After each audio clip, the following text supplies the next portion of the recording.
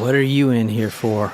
7 counts of coke trafficking, running a prostitution ring, selling guns to the Russians, armed robbery at the Build-A-Bear in Lakeside Mall, 3 counts of manslaughter, attempted murder. I stabbed a cop in the face twice, as you can probably tell by these teardrops. 1, 2, 3. Triple murder. What about you? Have you ever heard of the Talk Murder to Me podcast? That's me. Whoa there. I don't mean any trouble.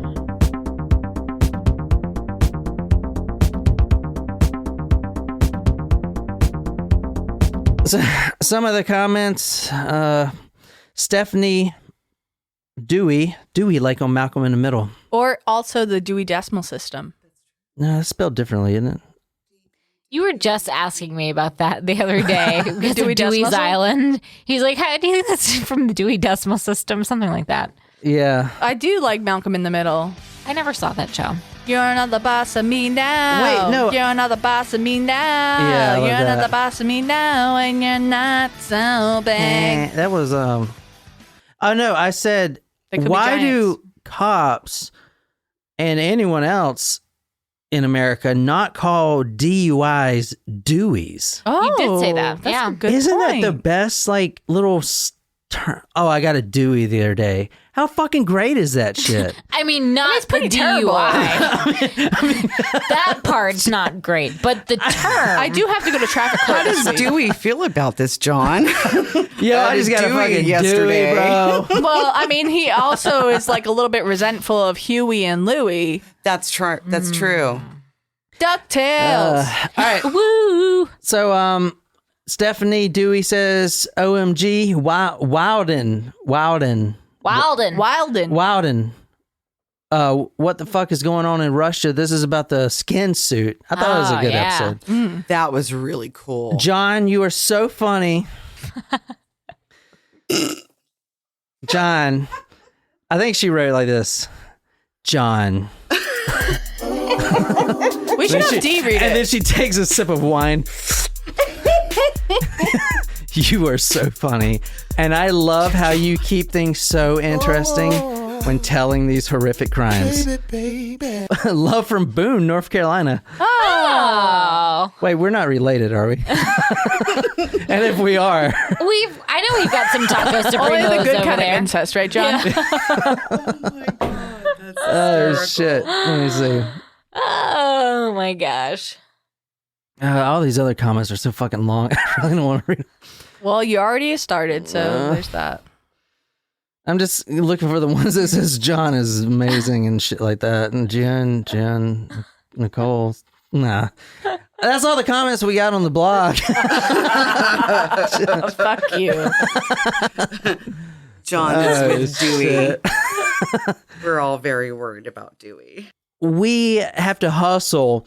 I'm trying to hit 300 episodes by December 30th because how shitty would it be if we're at like 297 on December 30th? So we start the new year with 298.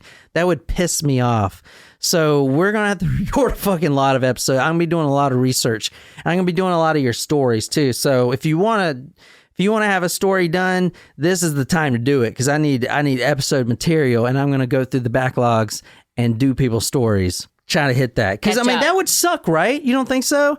At December 30th, we hit 297. What about December 31st?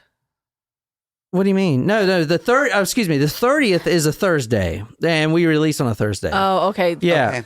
I was like, well, he does know there's 31 days in December, correct? not this year. Is it a leap year? He looked at me like he was dead ass serious. Honestly, though, like it wouldn't surprise me. Your hair is almost at full oon. Whatever, dude. Growing. I fucking don't care. I'm drunk. So this is the Talk Murder Me podcast. Welcome. I'm sitting here with Jen, Naquiz, and D. This is episode 270. 270. And I put all my sources, photos, videos. There's a lot of good photos on this one. Oh, yeah. This is the New Mexico prison riot. And it is a freaking train wreck, a literal train wreck. It's brutal, isn't it? Yeah, look at the image that you're seeing right there. These are the people standing outside. This is a National Guard, the SWAT team, all of the law enforcement. And what are they doing? They're outside. They're of the outside building. watching this traffic wreck. And you see smoke barreling out of the building, and they're not going in. They're like, fuck they're that. like, fuck it, we're just going to let this one play out. Let it go. Let it go. Let them burn Let it themselves go. out. Yeah, that's it was brutal. So that is what we're talking about tonight. And I'm actually pulling a lot of this from a firsthand account of this guy Really? that wrote a book. Well, so he got with the book is really well written. It's a news reporter that wrote the book, but he sat down with the guy. The guy's an inmate.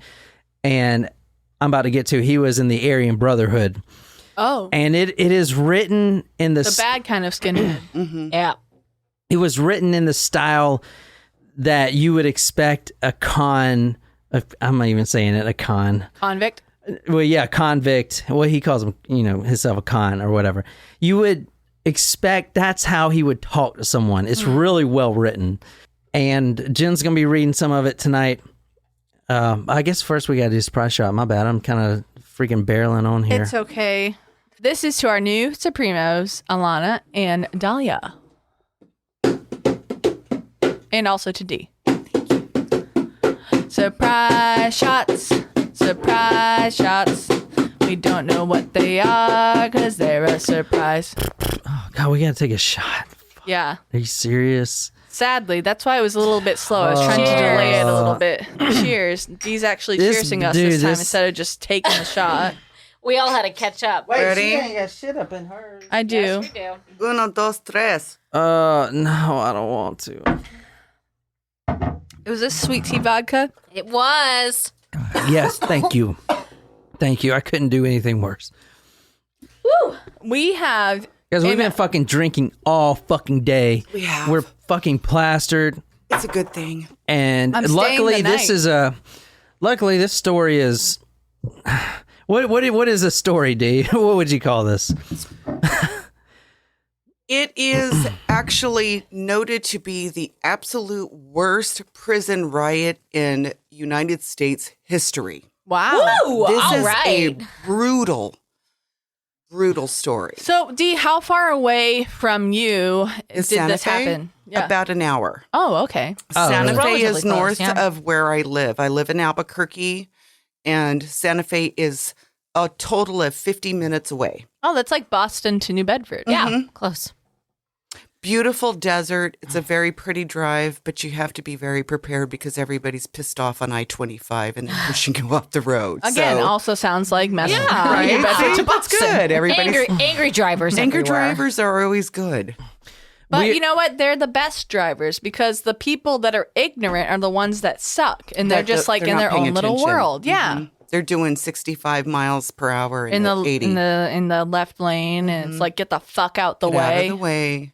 You're going to get run over, bitches. Move, bitch. Get out the way. Get out the way, bitch. Get out the way. So D has been our good supporter, Tacos Primo, for a super long time, since like episode 2 or even 1. I don't know.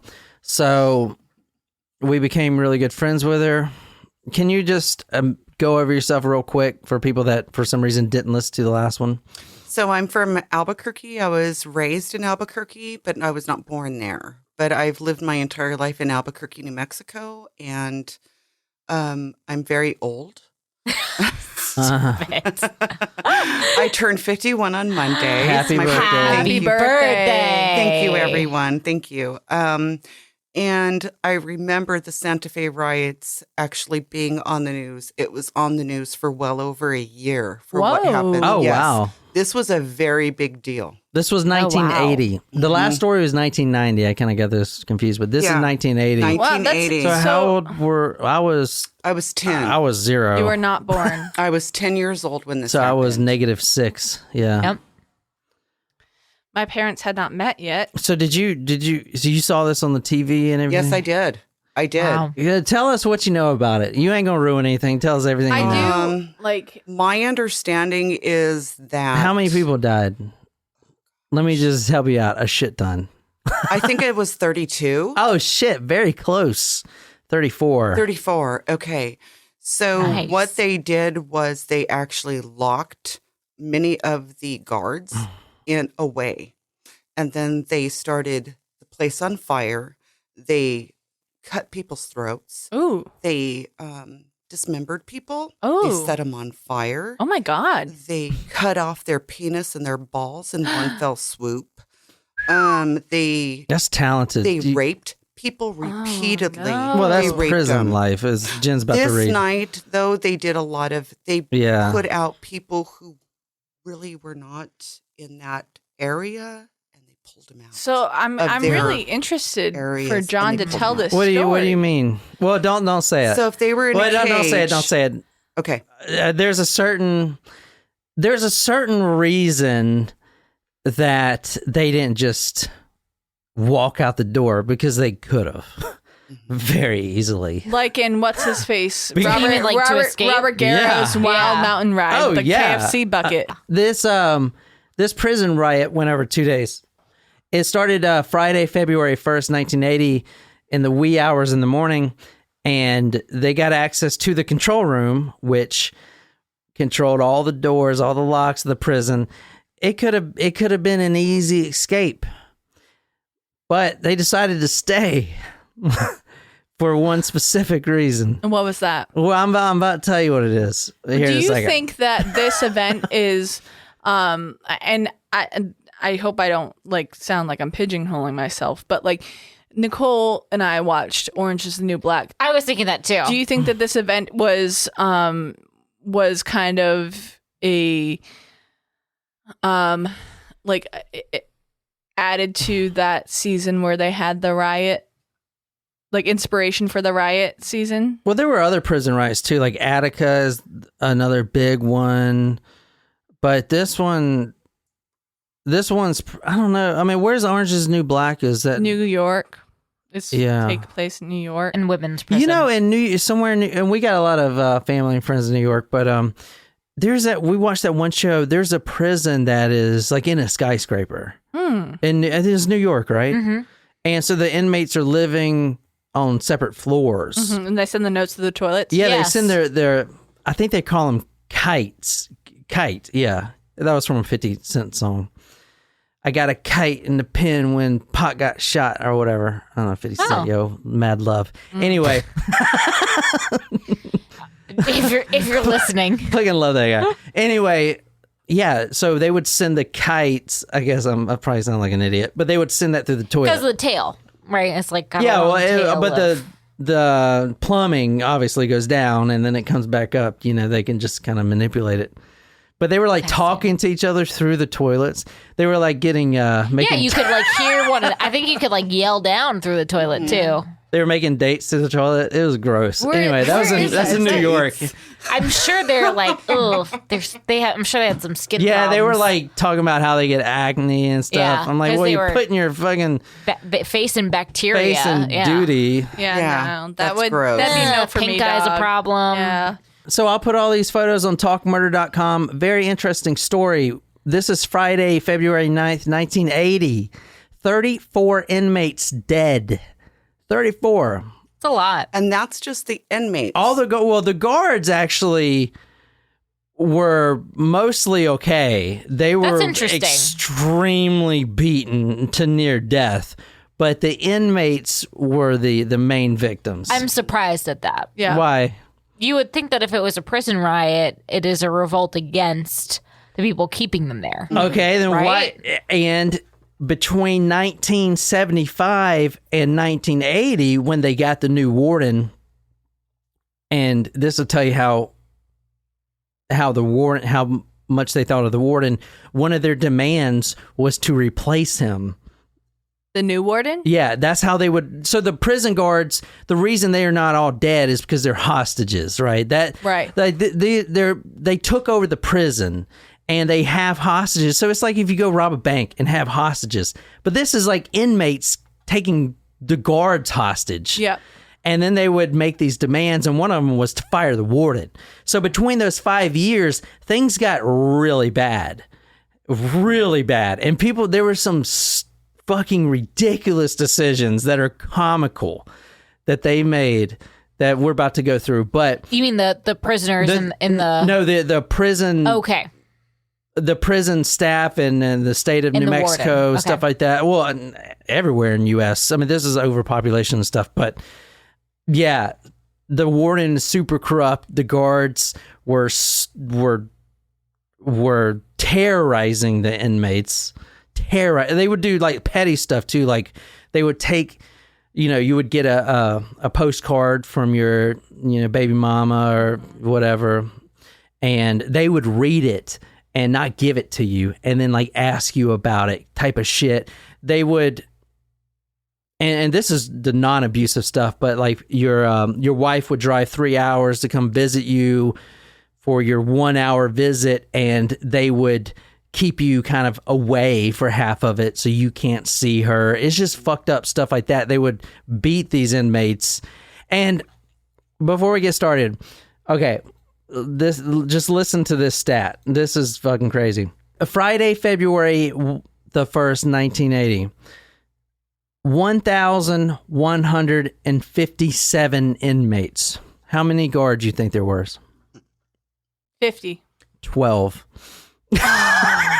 12. And we're talking about... Can you imagine even as That's an 10%. educator freaking No, that's 1%. taking 100 kids in a room and controlling 100 kids, not to... I mean, these guards... That's my HR department ratio to my company. These guards, not good. These are some of the most violent human beings in the United States that are sent here. And you have one guard trying to single-handedly keep 100 or more than 100 calm just by himself. At one time. At one time. Not going to work. I mean, I guess if you had to do the math, it's similar to the school because there's like 2,400 kids and there's 9 counselors. Yeah, but they're not all trying to shank you and shit. All right, guys, let's get started. I'm just going to go ahead and go this again. My name is John. I'm sitting here with Jen, Nicole, and Dee, our special guest. She is a Taco Supremo, been a supporter for a long time. She is from New Mexico. She's visiting us. Tonight, we were talking about the New Mexico prison riot that killed 34 individuals. I'll put all the photos on talkmurder.com along with my sources. We're basically going through one main source tonight, and that's this book right here. This is called The Hate Factory. Wow. The revised edition. Oh, but I have the actual original edition, so I'm pretty sure it's even worse.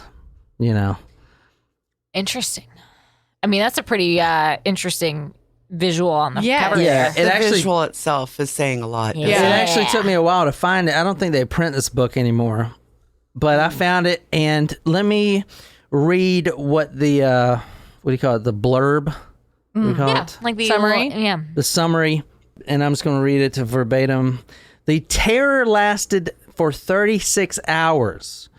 When it was over, 33 inmates were dead, all at the hands of their fellow convicts.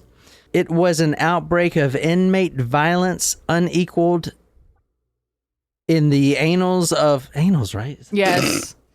That is I correct. knew you'd laugh.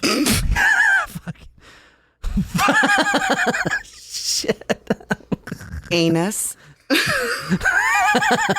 I'd like to speak about anuses right now.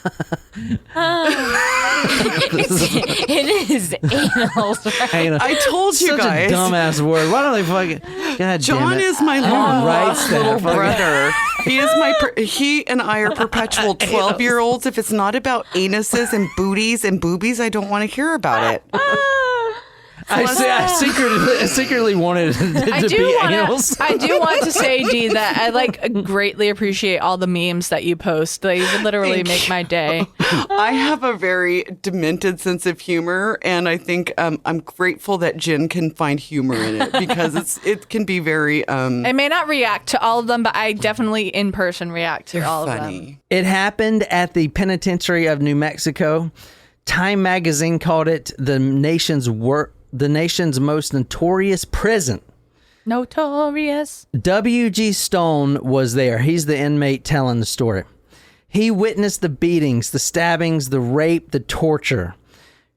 And he says, quote,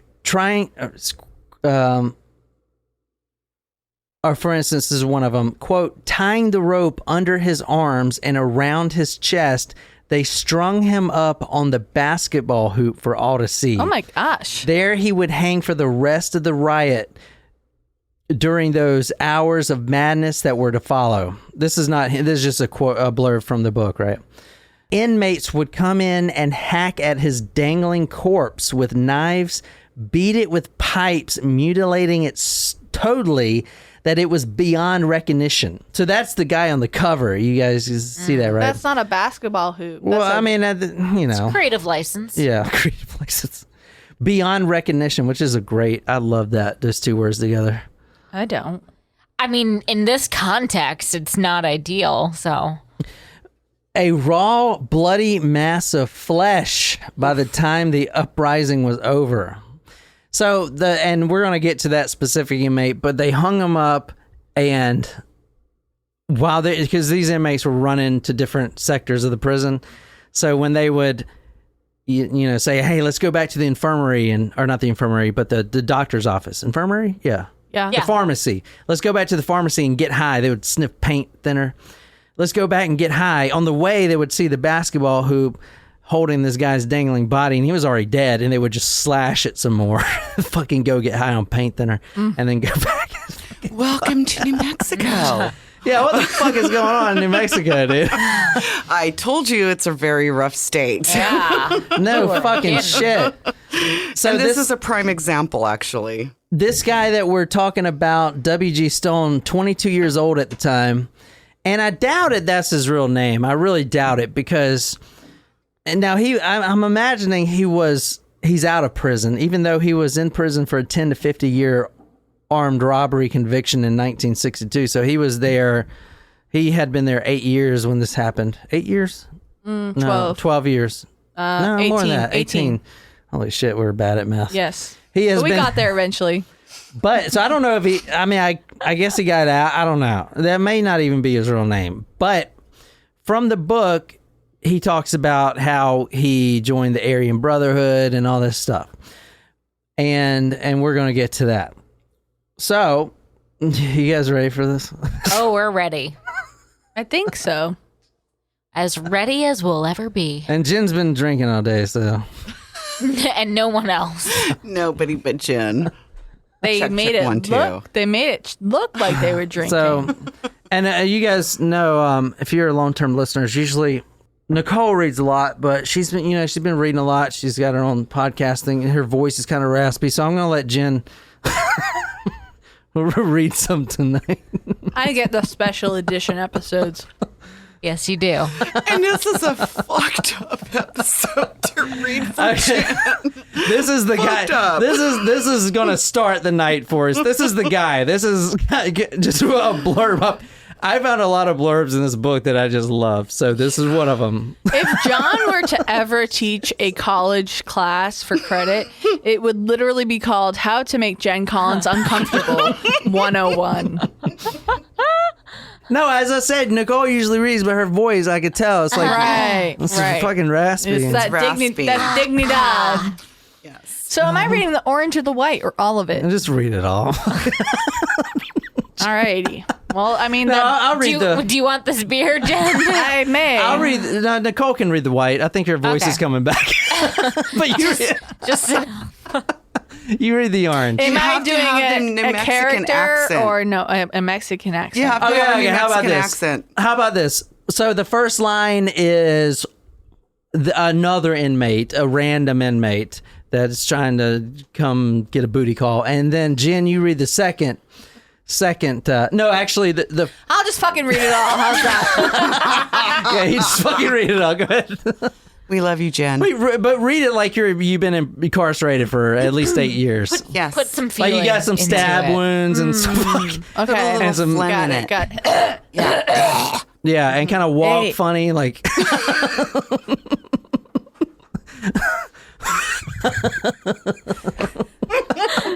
Great, I'm already snorting. Shit. Hey, how about helping us out? He said. I asked him what he meant. Well, we've been checking you out, and me and a couple buddies of mine decided we want to fuck your butt.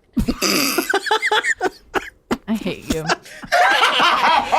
I didn't know that was in there. That was a random fucking thing.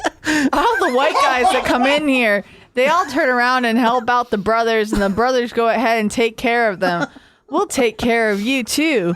We won't let the Mexicans fuck with you.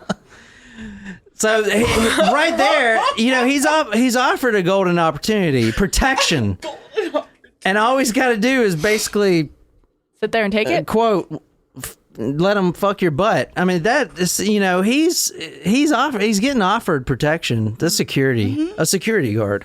This is the same slide. All right, let me explain here. W.G. Stone. This is him at 22 when he got into prison. 22 years old. He just got convicted to 10 to 50 year armed robbery conviction. This is about him entering the prison system. Okay, yeah, this was at the same prison, but this is 18 years earlier. This is kind of painting the picture. I didn't just put this in here because it said fuck your butt. I wanted... didn't you though? Like... What do you think this is? What do you think this is? His Google searches are literally quotes with the words "fuck your butt" in it, and will then ask me to read it, whether or not they're contextually relevant or not. This is in the book. I didn't just pull this out of my ass. Out of your ass that someone had already fucked her.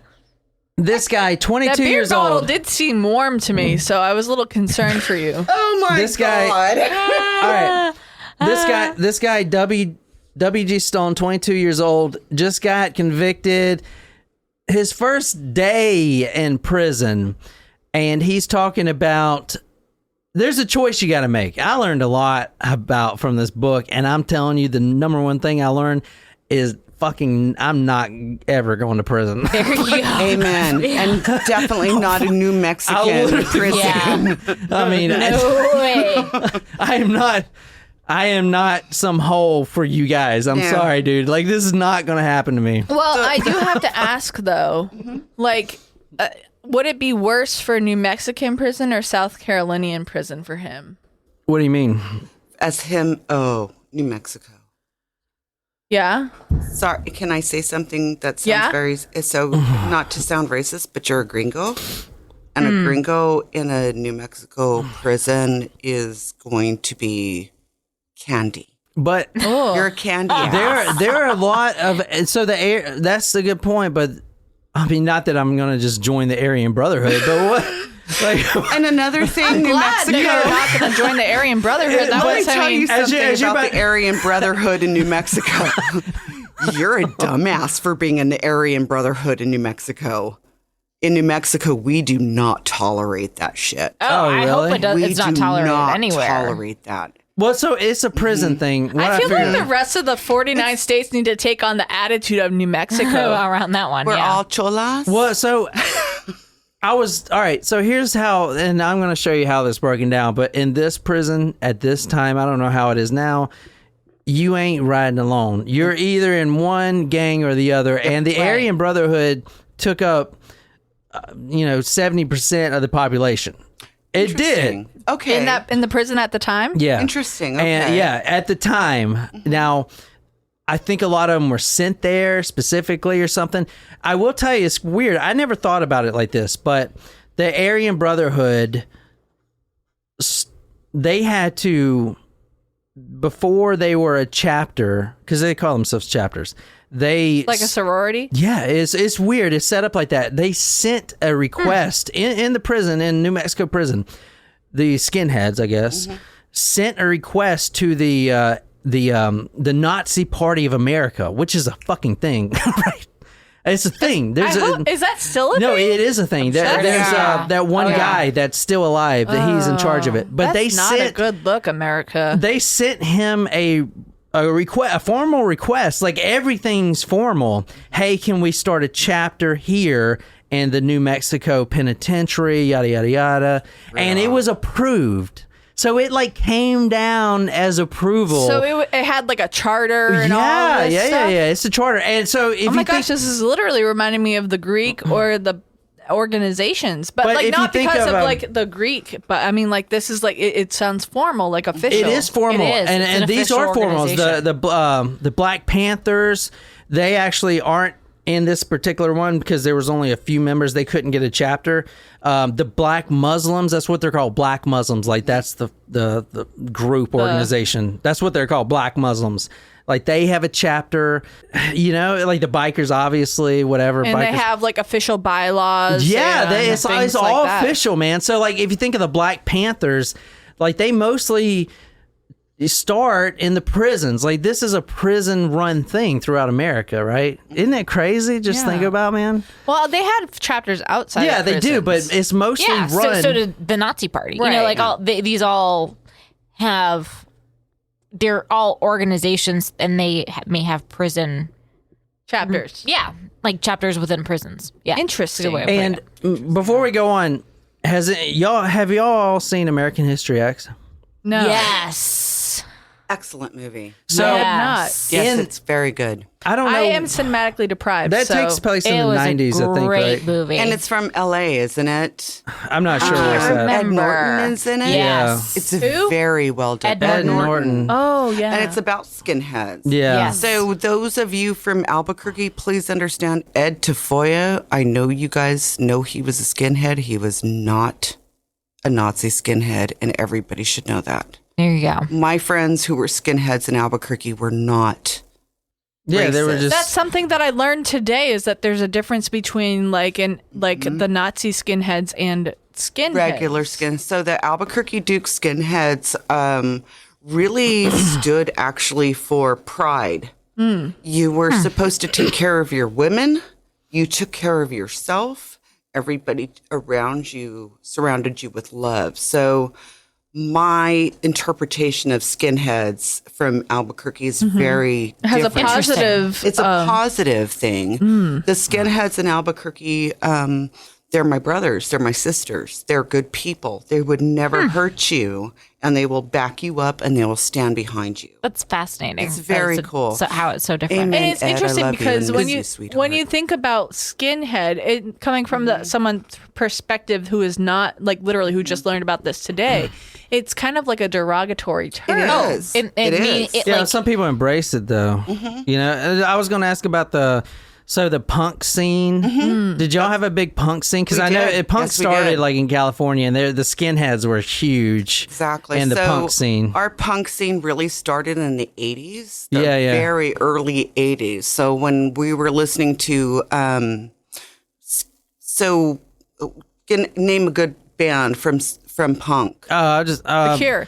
No, well, no, Cure that's is more- no, dude. That's We're the- talking about No Effects, the Dead Kennedys, Dead Kennedys, stuff exactly. like that.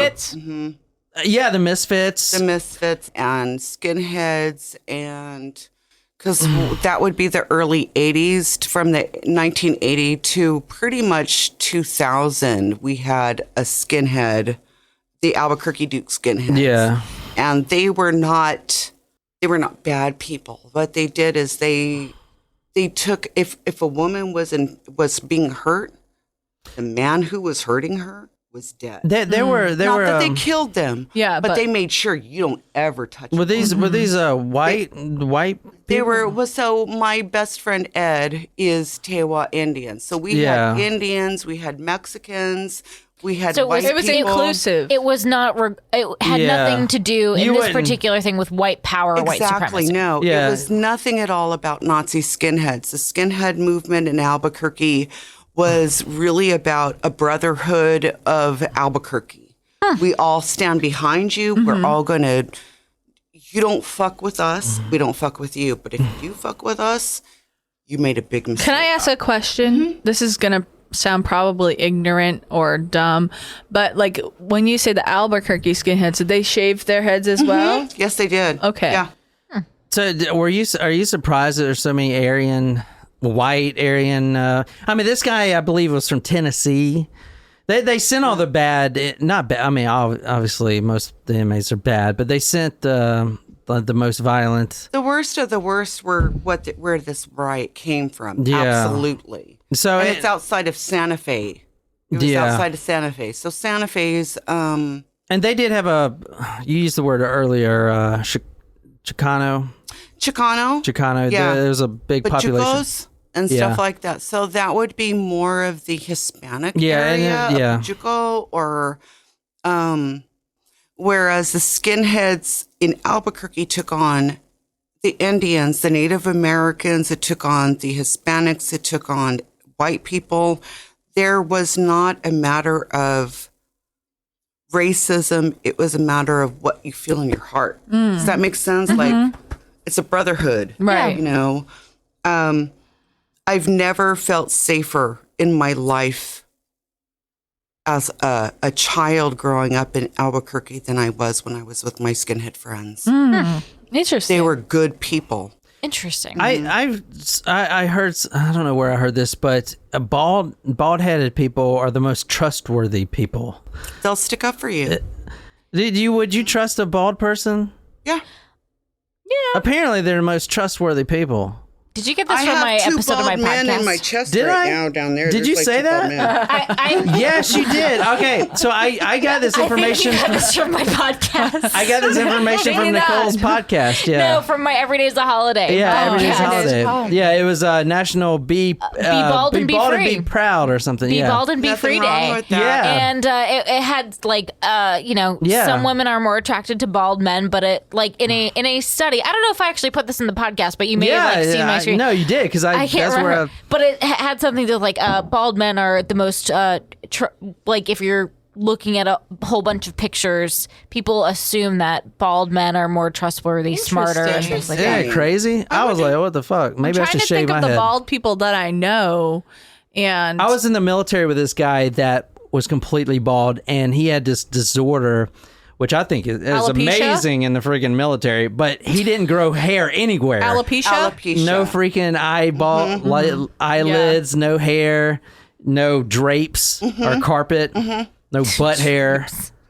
Well, a little bit of I stubble. want to know exactly, John, how did you know he did not have butt hair? Yeah. I mean, I think we know the answer to that. Formal inspection. Formal inspections is very Yeah. important when you're looking at somebody's butt hairs, Yeah. too. So I back Right. you up, John. Thank you for Your You always got service. to check your surroundings for You your do. IEDs in the butt. Yeah. You never know what's up there. IE butt Ds. I actually have a few people in my ass right now.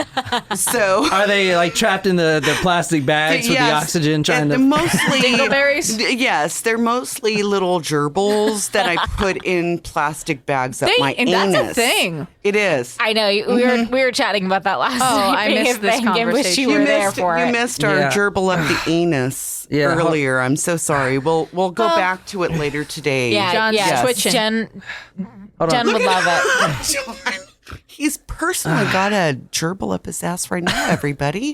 Yeah. Oh, look, it came out his mouth. Oh my god, like that episode of Family Guy Yeah. with Quagmire. All right, fuck it. We got to do this. Yes. So this guy is 22 years old. He's talking about the first time he was approached with a what seems like a great opportunity. Hey, me and a couple buddies, we just want to play around in your butt and we'll provide you protection. You be your little boy. I mean, You little I'm bitch. just saying.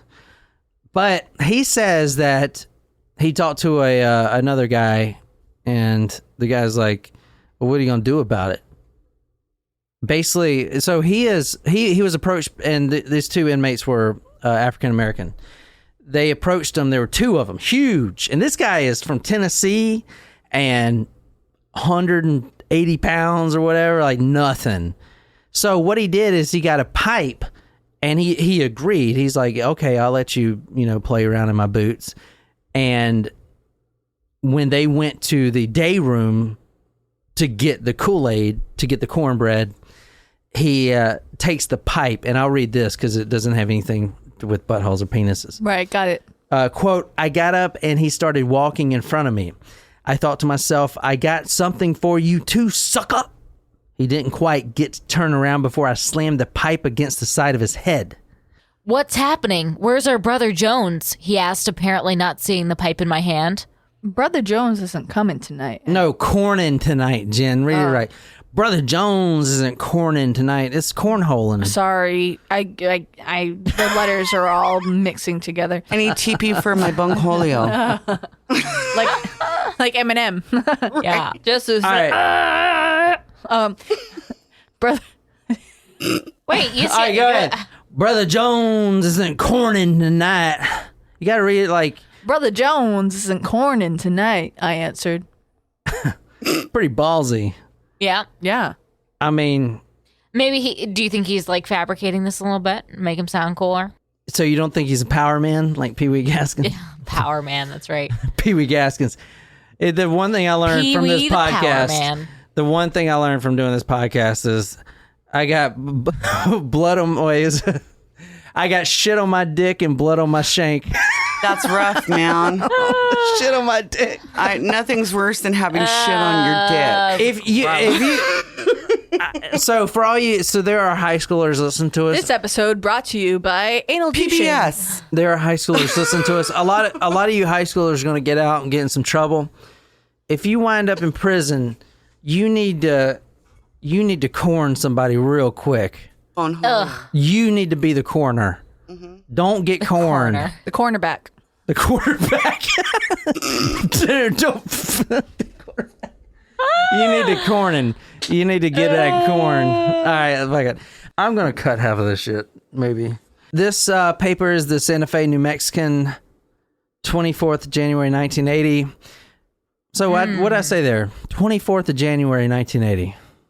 Who's our senator there? When did this happen? The riot happened February 1st, 1980. This paper's from January 24th, 1980. The title of it is Senator Tours Crowded Prison. This is before the riot. A week, 2 weeks before. Right. Wow. It's And, interesting to see like a senator touring a crowded prison when like you would think that around this time like prisoners don't have the right to vote. Mm-hmm. So like why would a senator be touring the crowded prison? Because it was extremely crowded. Everywhere you turn, somebody's there. Their feet stink. Now, let me tell you. Let me tell you about how New Mexico decides to do their prison systems for some fucking crazy reason. Orale. Okay, have you ever you guys know what a dormitory is? Yes. Yeah. Have you ever been in an army barracks? No. No. Okay. Yes, I have. So, for some awesome reason, because they would think this would be the best thing, to put a bunch of violent inmates into an open room dorm. Well put. Thank you, John. What the fuck? I absolutely love the way John is able to express what's going on in fucking New Mexico in 1980 during this time. It was fucked up, New What the Mexico. fuck are you guys doing? That is not a good idea. You take That it- is not bright. Okay, all right, let me break this down. It was fucked up. Let me break this down. You have So they created an environment where this was a recipe for disaster. Exactly. You have- very well put. you have the Aryan Brotherhood, okay, which there's some specific person that are type of people that they hate. I can't remember. Oh, that's right. They don't like African Americans or black people. Yeah, they don't like anybody, honestly. You Anyone have- that's not white. You have the And- black Muslims. You have bikers. And let's just throw them all in this big ass open room and don't Exactly. provide them enough beds and overfill it where there's only supposed to be 60, but I think we can fit about 120 in there. There weren't enough beds. Oh damn. They were literally stacked on top of each other. This is New gosh. Mexico.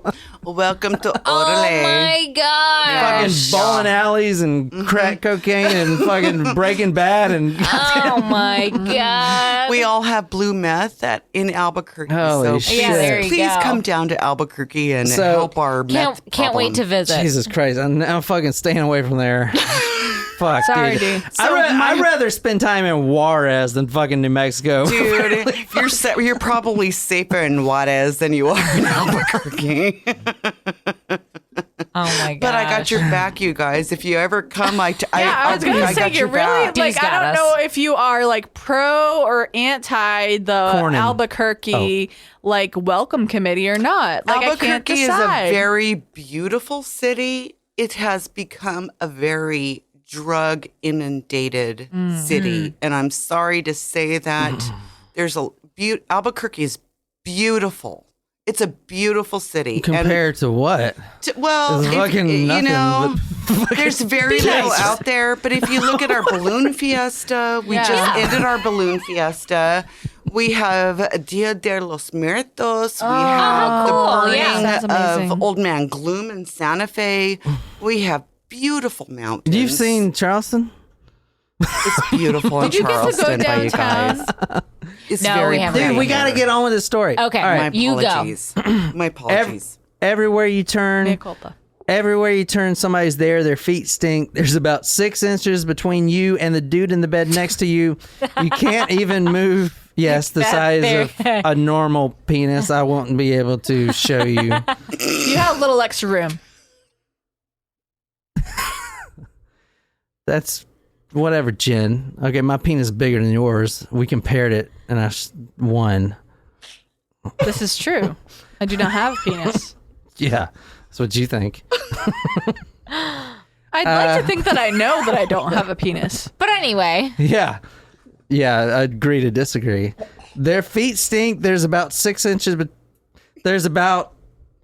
there's space between you and the dude in the bed next to you, and you can't even move your arm over without hitting someone in the face. Here's 85 guys crammed into a dorm built to hold 50. Some cells have 2 dudes in them now, so there goes all hope of privacy. Locked in there with some asshole you might feel like pissing on. Where did I pull this from? I don't know. like the quote, Okay, anyway. Doesn't everybody piss on an asshole? I guess. All right, that so new? this is the extra. This is Saturday, the day of. So this happened Friday night, 1:30 in the morning after drinking some hooch. You know what hooch is, Jen? Yeah, hooch What is is- crazy. What is hooch? You don't know nothing about hooch. Hooch is Hoochie mama, maybe. inmate created libation. What'd you say? Libation. What the fuck is a libation? Alcohol. Yes. It's an Why didn't you just say alcohol? Because I'm trying to be because creative. she's educated. All right. Hooch is crazy for all my scrub friends. So like scrubs? hooch. So hooch is different than Prino. Prino is prison wine. That's what you make for your girlfriend in there.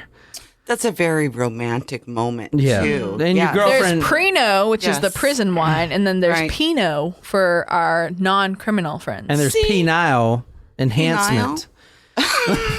Go to talkbutter.com/John's washing machine /dryer cup. What was it?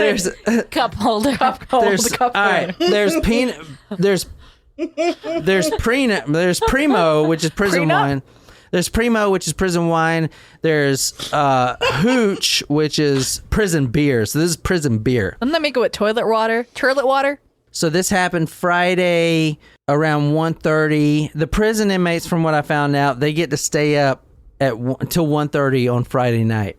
Then a guard comes in, and we're talking about a dormitory here. So in a normal prison, that's, you know, not the lowest educated state in America. You walk down. second. You walk down the hall with a flashlight, and you look in the bars. But apparently in New Mexico, they don't have the bars, so you just walk into a big dorm room, like an army barracks, and you try not to step on anyone's face, and you try to count the bodies Ooh. that are supposed to be sleeping. Sounds like Why a great would you? time. If I was the fucking officer or the guard, dude, they're all in there. I promise. Like, I would not fucking go in there. You fucking serious? Yeah. You kidding me? I mean, what the fuck? Anyway, so a little bit about the case, and then we're gonna dive pretty deep in it. 240 police to 340, or 240 to 300 police. This includes the special SWAT teams. all counties, police from everywhere. And I got this epic picture of all of them motherfuckers standing outside doing nothing because they didn't do shit because they're not going up in there. I mean, dude, you could bring 10,000 people and they wouldn't go in there. They would not go. They're just like, let it play the fuck out. Yep. Let them burn it down. But I don't think they knew how savage the prisoners would get. Yes. National Guard was there. They surrounded the whole prison. 12 guards out of 1,200 inmates. 12. That is not good.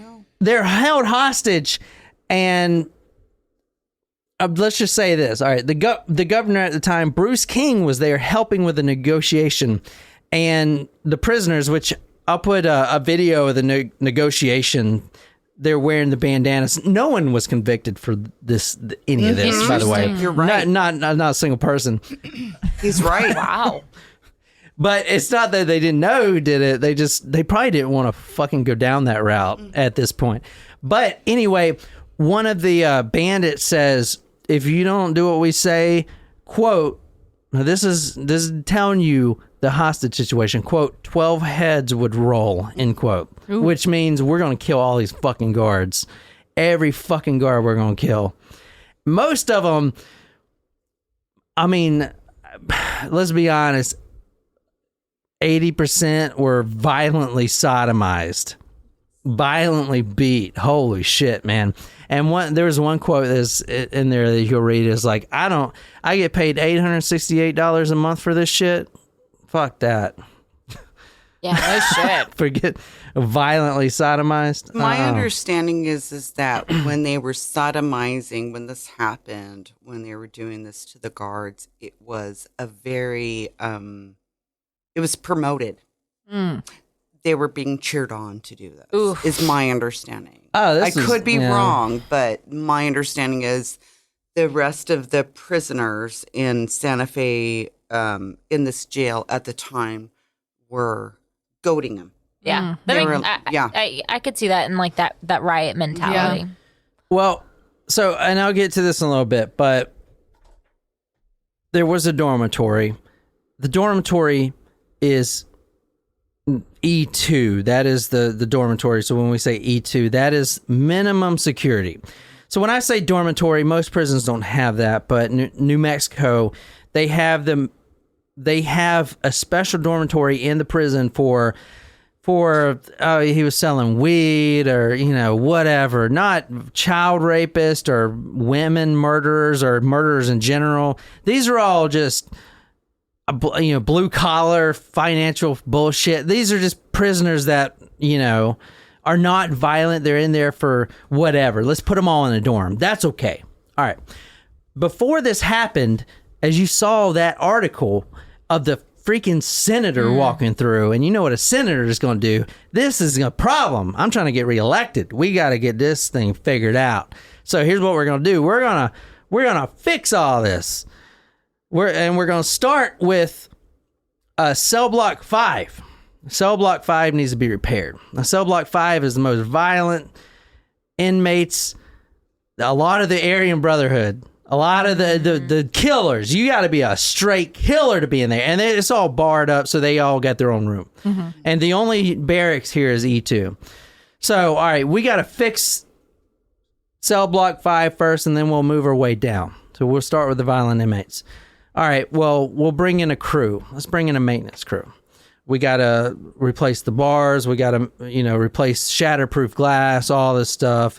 They were actually in the process that week of switching to completely electronic door lock systems, which I guess was high tech at the time. But at this point, they still had to, every cell you had to with the actual key, right? But you think now they just press a button and the cell pops open. Mm-hmm. They were in the process that week. It was going to be a 2-week thing of changing everything over to electronic.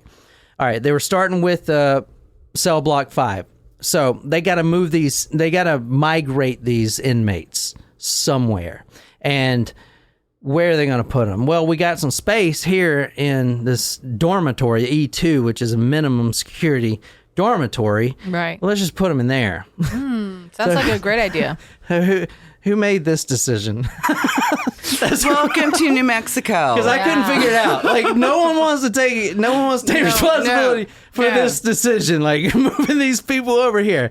Because that is the dumbest shit I've ever fucking heard in my life, dude. Okay. Wow. Anyway, and Wow. so we're starting this February 1st, 1980. It's 1:30 in the morning. And these inmates are up drinking hooch. And these are Aryan Brotherhoods. And they have been freaking beaten this last 5 years with this new warden. This warden, as we'll talk about, has a goon squad, a terror squad. And I mean, it's pretty bad. But anyway, they said that the senator actually said that what the prison was before that this even happened was a, quote, tinder block that only needed a spark to ignite. And he was right, dude. This is the quote from the book. This will start the story in the best light for us right here. If you want to read this, Nicole, this is the whole night summed up so we can start the story. There was a full moon that Friday night. I watched it move across the patch of sky framed by the window near my bunk, noticing how it turned the desert surrounding the penitentiary ghost white. I even thought about all of the superstitions connected with the full moon and something I'd read recently about a survey proving that crime really did increase every month when the moon was full. I was tuned in, but not enough. It didn't cross my mind that the instigators of a long-planned riot would choose this night to put their scheme into action. Maybe because I didn't really think of a prison uprising as something criminal. To me, it was a righteous and overdue response to years of abuse, mental and physical. All that overdue rage, though, made people go crazier than anyone expected. There's no doubt that the Aryan Brotherhood started this. They said, quote, and this from the book, quote, unless something's done soon, the man's gonna have all the white bros locked down in Cellblock 3. Over half the brotherhoods there already, end quote. That was said around 11:45. The last inspection, and the inspection, as I said, after they all moved the Aryan Brotherhood to this open dormitory, is a guard, and there's only 2 guards at the time on the night shift. One of them stands by the door. The other one walks down the hall and counts all the bodies that are right there. They're not in the cell. They're not being blocked by the bars. There's nothing. It's open.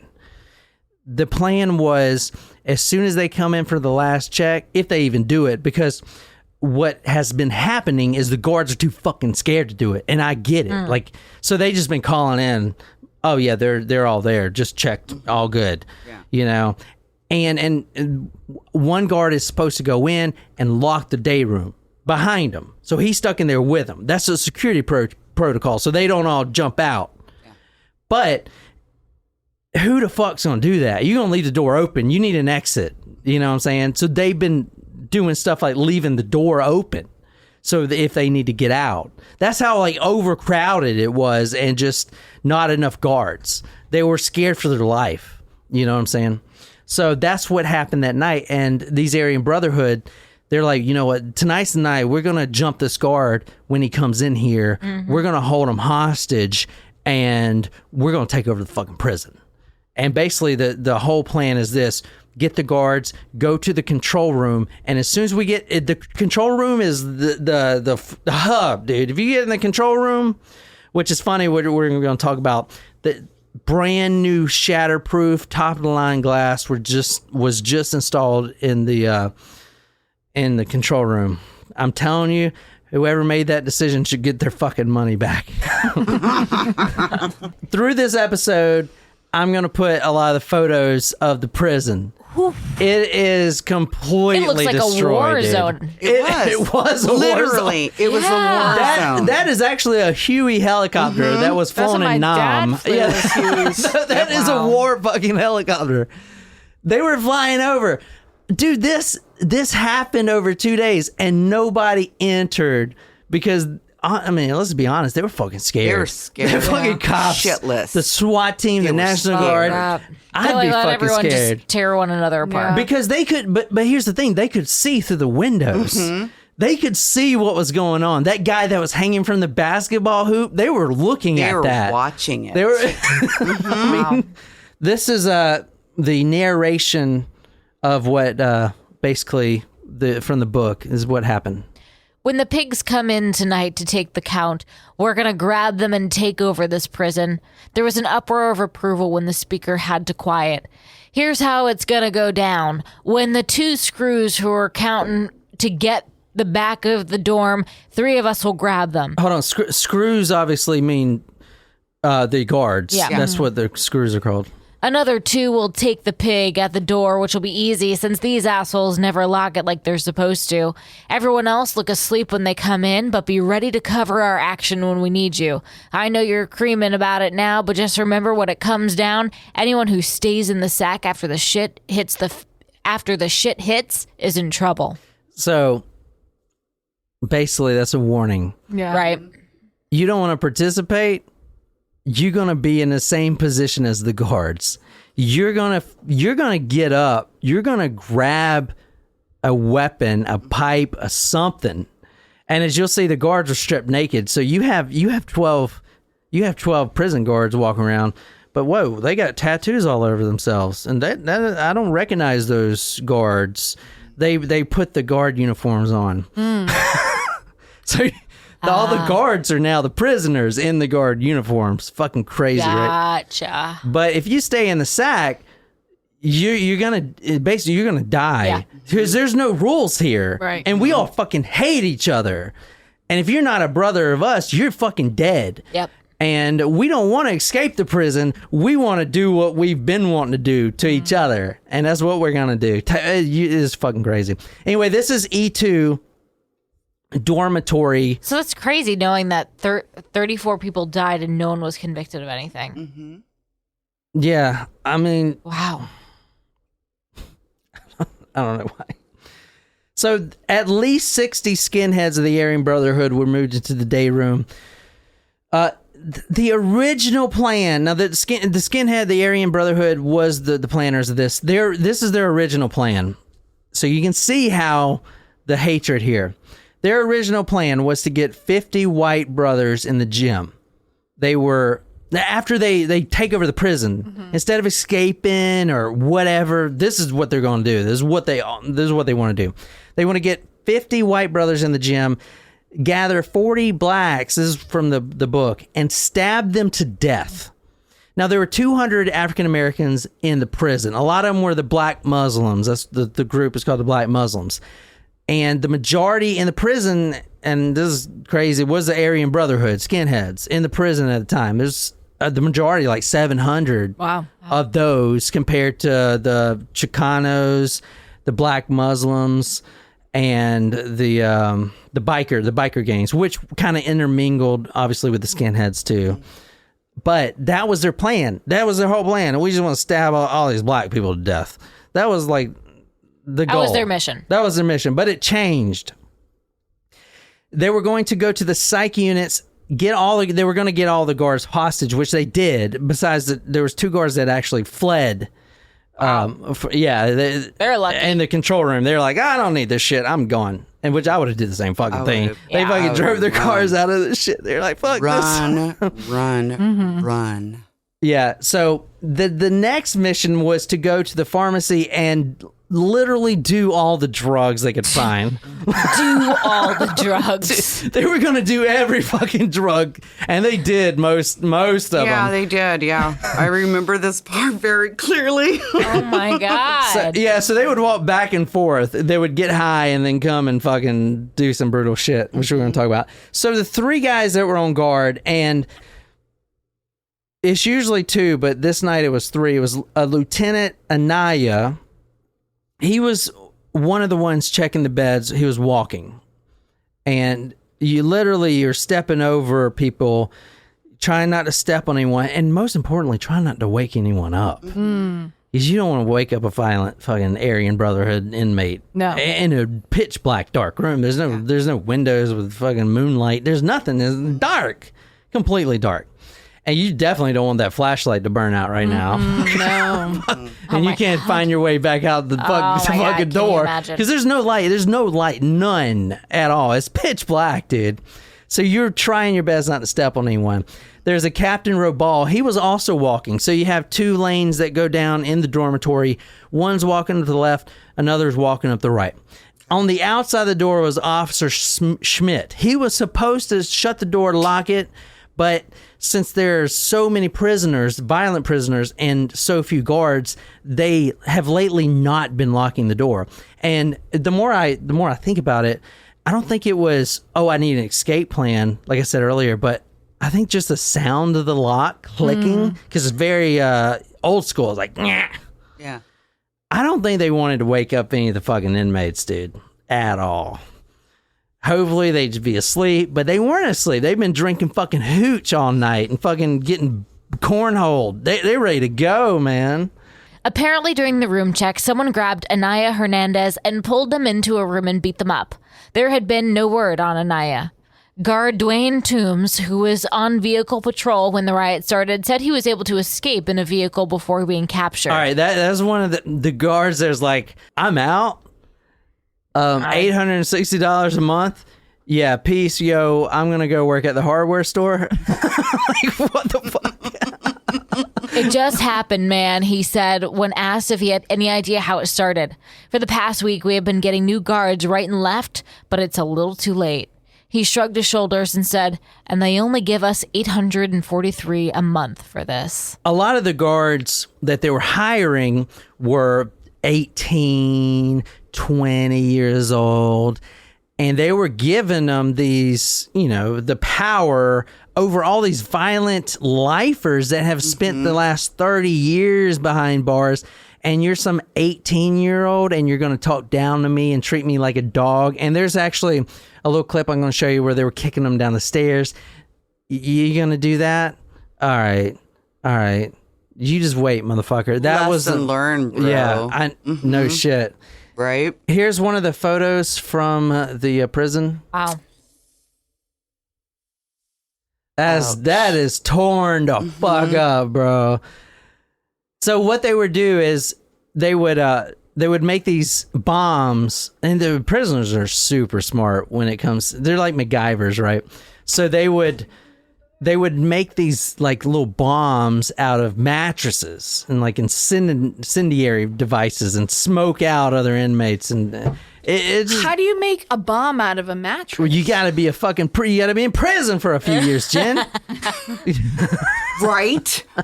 How did she not know that?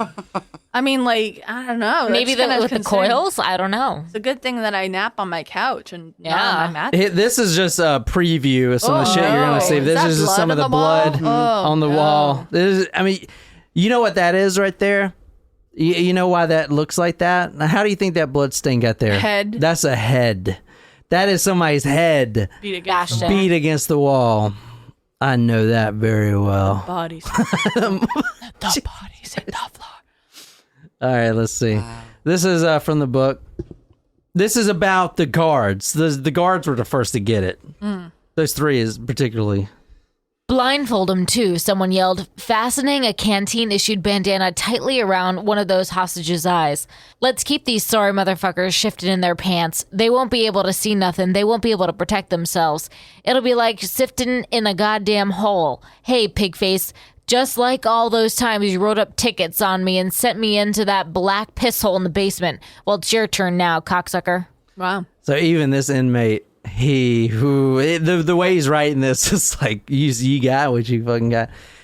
Naked, the guards, these 3 guards got it first. All of them butt naked. Not only naked, now the prisoners are wearing their uniform. Gagged in the fetal position. All 3 of them were brutally beaten and raped, almost to death. And one of them specifically will be dragged through the entire prison as one of the main mission is going to be taking place. He comes with him the whole time. He doesn't know it because he's fucking unconscious. Wow. But he comes with him the whole time.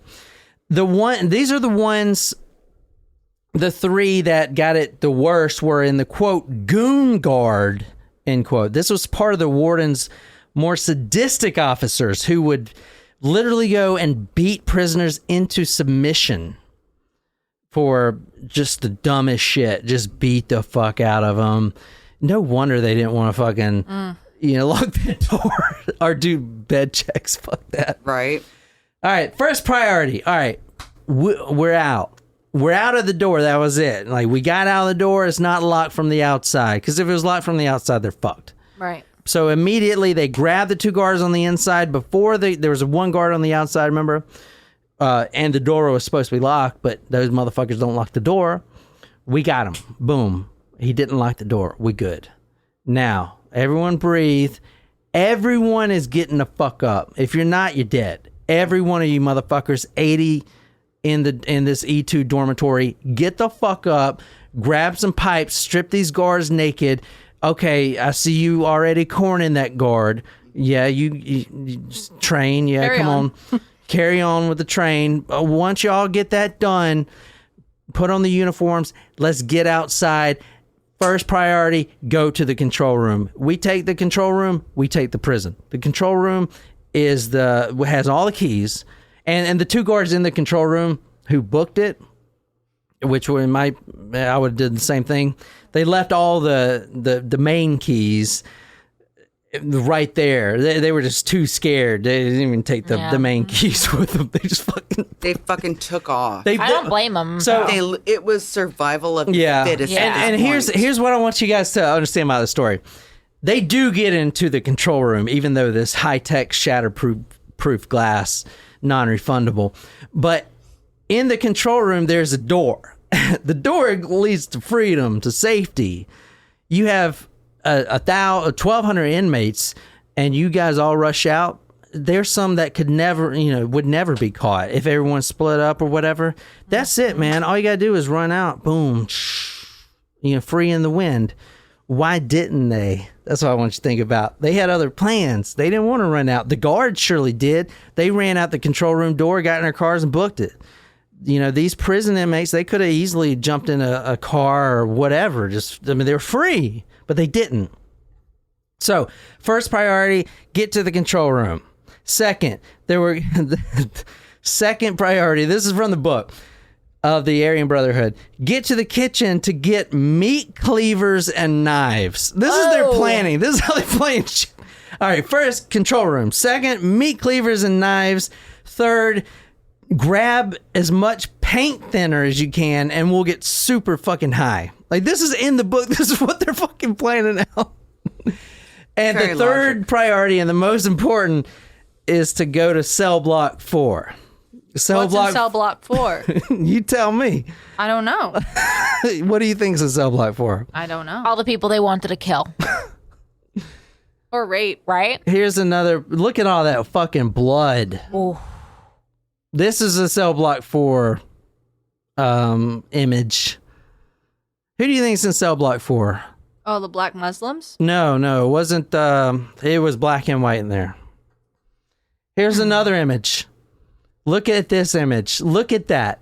Wow. It is completely fucking trash, dude.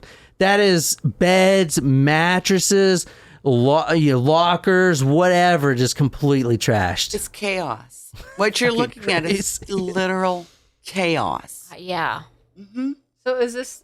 wow. It's like the hallway, I guess. Mm-hmm. Yeah. Oh, yeah. Because I was going to ask if this is one of the open ones, but you can see the cells, the doors. Yeah, to the you can cells. see their numbers. A lot of the inmates were outside. If you see videos, you'll see a lot of the inmates trying to escape because, as I said, they'd made these bombs and incendiary devices out of mattresses. So they were basically smoking themselves dead in there, So a lot of them were trying to escape. Yeah. And just not escape like I want to run away. Just like, please get me out of this fucking prison. I don't. This is about the guards. You want to read this? The guards get worse every shit-eaten day. There's a slew of these new ones, and they're the worst motherfuckers I've ever seen. All in their early 20s. One's only 18, and none of them have any training except in how to carry a chip on their shoulder and a bad attitude. So the first, they're going. This is a little bit more about the guards. If you. Using their cocks like weapons, they paid back the man with the worst humiliation they knew. They did it in trains, 4 or 5 inmates lining up in front of each other of 3, coming quickly as if their semen were bullets. They worked up such a frenzy that eventually their cocks wouldn't do. They had to take a 2-foot billy club, grease it down only because they tried it dry and couldn't get it in, and shove it as high as they could up one guard's anus. The one guard, they all had billy clubs shoved way up there. The one guard, so picture that this. I'm going to show you. There's 12 people in general called the execution squad. They gave themselves that moniker, and they actually drag one guard with them the entire time. He's unconscious. He's been raped, had a train done on him, and he's got a 2-foot billy club shoved up his anus, and he is being drugged through the entire prison. With it still in his butt? Yes. Yep. Holy shit. Oh my God. This is fucking terrible. It just gets worse. Wait, hold on. Welcome to New Mexico. Wow. Yeah, no shit. Y'all got a real fucking problem up there, man. I remember the first guy that died was a guy who normally cleaned up the hall. Was a snitch informant. Had somebody took a pipe, hit him in the head. A piece of his skull flew up against the wall. Body started quivering as he lay on the ground. I mean, it was like the first death, and you just start realizing, you know, this is a lot of potential to be violent. Just a lot of potential. And things just started escalating from there. Jesus Christ.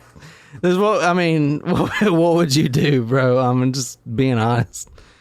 Those in the front of this mob were dragging a barely crawling, naked, blindfolded man by a belt looped around his neck. Those behind were kicking him in the ribs and ass and whacking him in the legs, which, like his arms, were tied.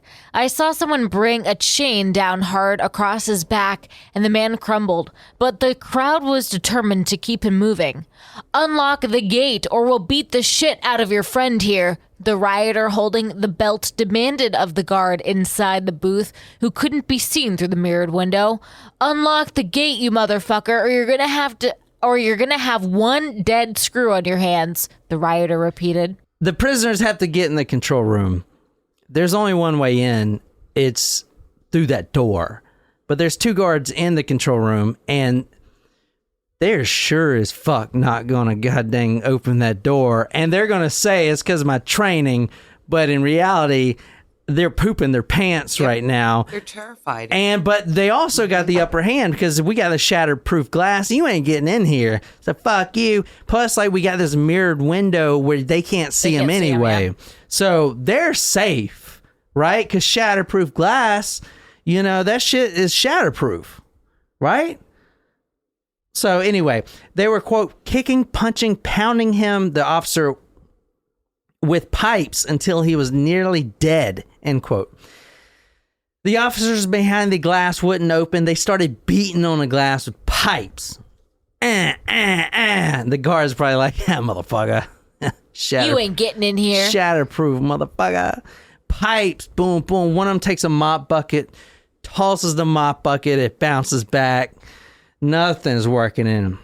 Nothing. One of them grabs, one of the bigger Aryan Brotherhood men, grab a fire extinguisher. Let's try this. One of those big fire extinguishers. He does this whole little, you know, softball kind of throw where he's like get wounding up. Boom! Throws it right on that window.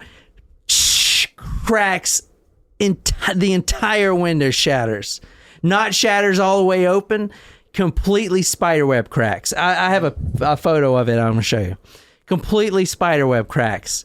The 2 guards inside, they open that door and they fucking get the fuck out. Yeah, they're like, Run. oh, They fuck. fucking run. They leave the keys behind And it only takes a few more hits to get in that control room.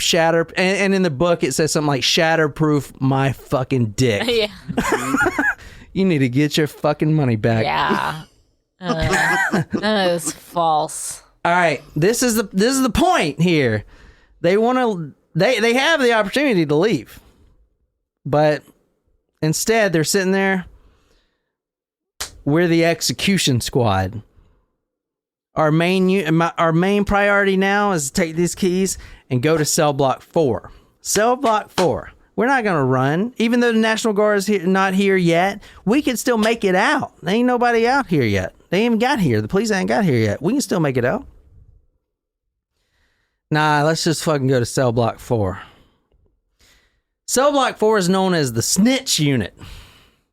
Oh. What do you say about snitches? Snitches. Stitches. Well, in this case, snitches get ditches. They forego escaping to freedom because the snitch unit, it's called protection.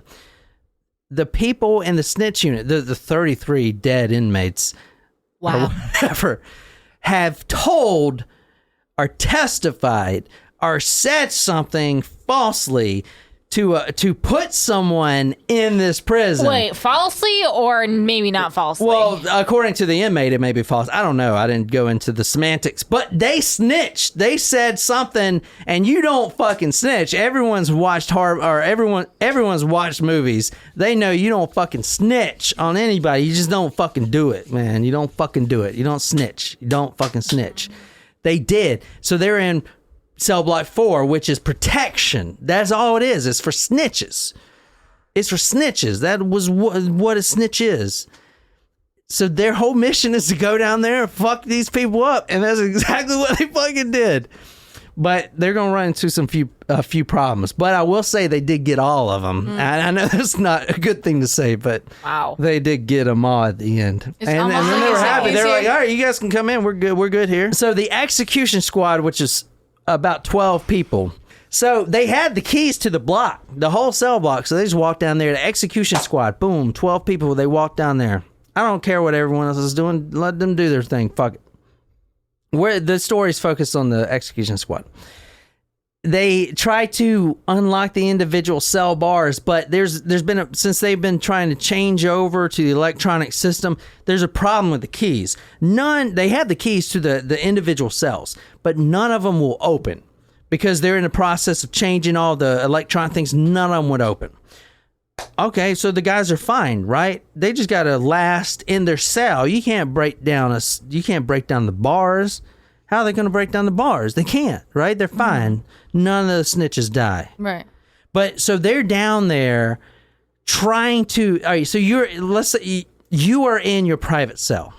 You got the bars, and you snitched, and you're labeled a snitch, and someone's coming to kill you. An execution squad's coming to kill you. Mm-hmm. So they are just nonchalantly trying to open your fucking cell, and it ain't working.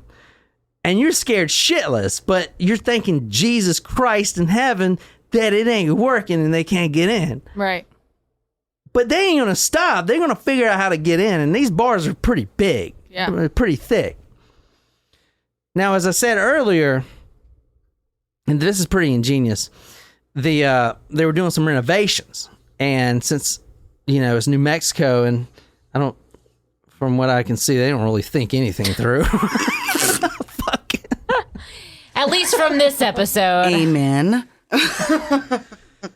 The day worker crew there, the construction crew that was doing all the work, they just left their blowtorches fucking everywhere.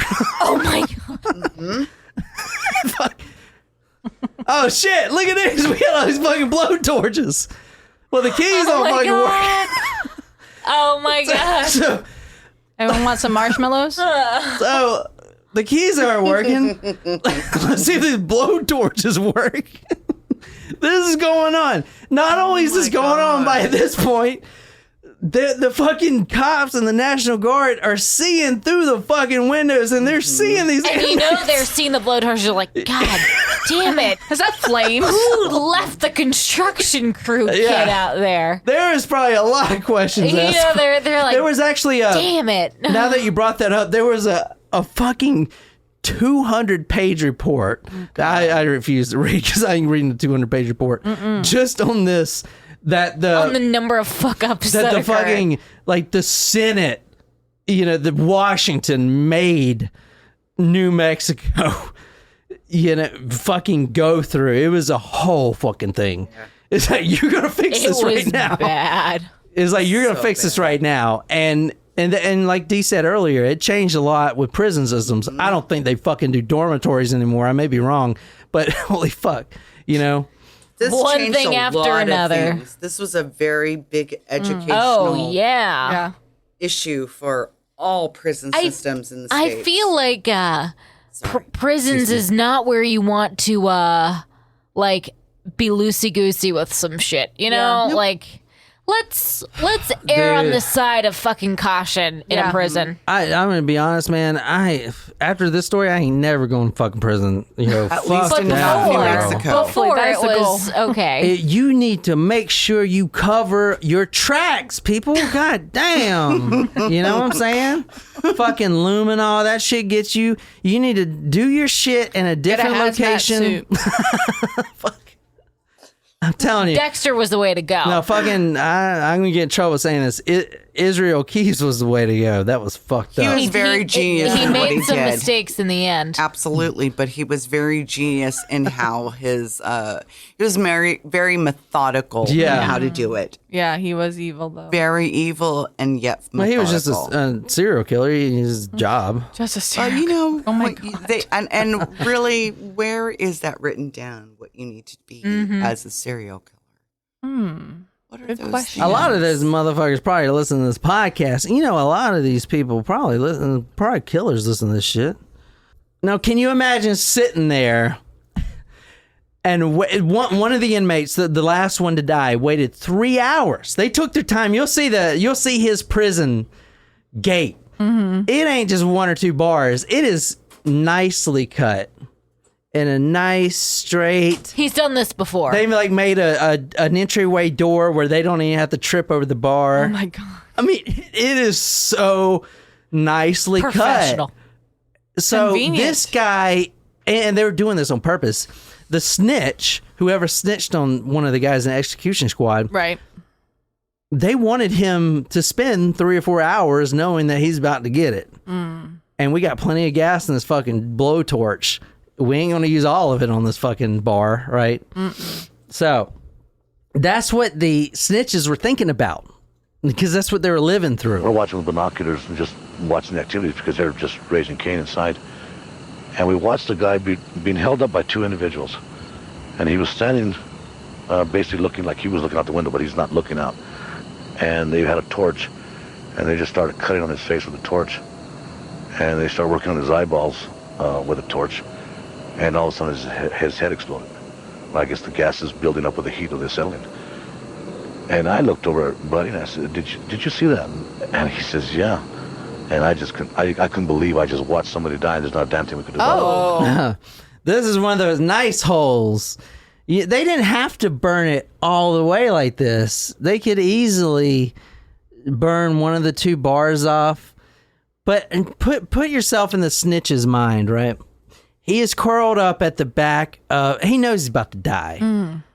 And they could easily just kill him, shank him, or whatever the fuck. They don't want to do that.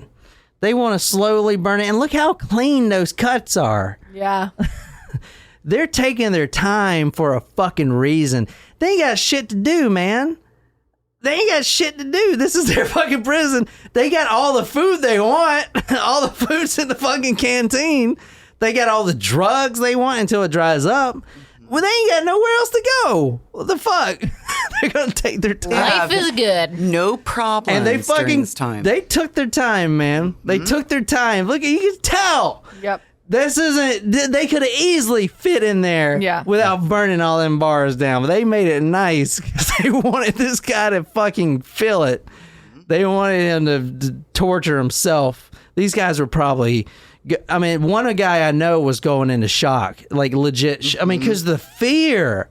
You have this execution squad that is focusing on you. We're gonna get you, motherfucker. You just wait.